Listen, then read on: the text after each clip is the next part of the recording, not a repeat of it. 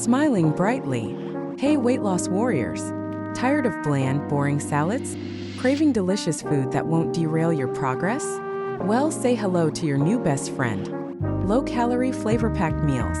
First, ditch the processed junk and embrace whole foods.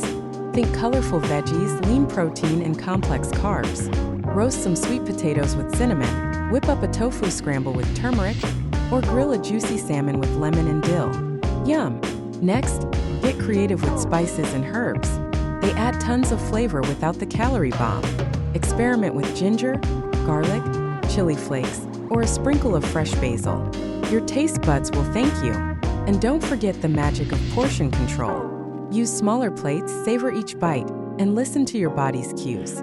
You'll be surprised how satisfied you feel with less. Remember, weight loss doesn't have to be a flavorless journey. With a little creativity and these simple tips, you can enjoy delicious, low-calorie meals that fuel your body and keep your taste buds happy. Now go forth and conquer your weight loss goals.